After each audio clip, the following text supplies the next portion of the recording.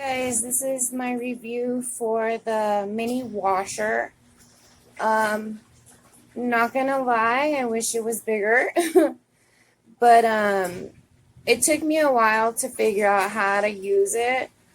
I am a bigger, taller girl, so depending on what I'm putting in, like this is one pair of pants on the rinse cycle. I found that it would be easier to leave it in the bathtub because the first week I had it, my floor got washed multiple times because I was overfilling or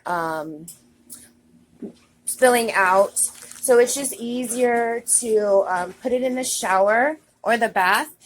The cord is kind of short, so I do have an extension cord going. Sorry about my messy counter, and it's going to my thing.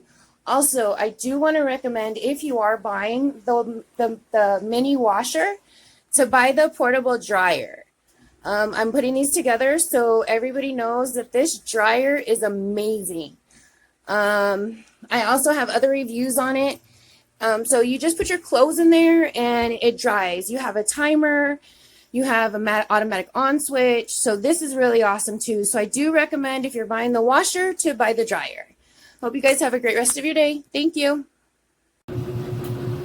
Okay, so this is the drying motion. I've got it set up so that I can just lift this up to fill it up with water. And then I've got it on two of these little buckets. And then I just have it drain directly in here.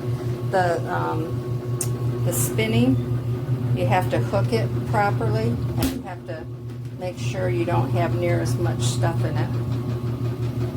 But I like it. I like the size. I've had one that was bigger before, but this is real much easier as far as size goes. Definitely worth having. Oh.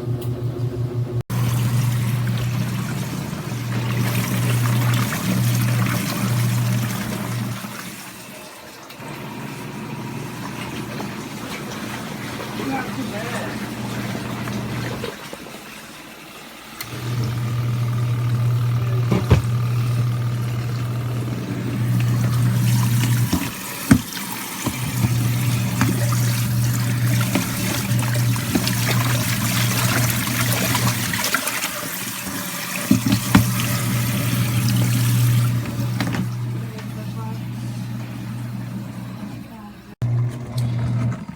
Cosas que compro que no necesito, pero que lo compré porque en mi mente la necesitaba,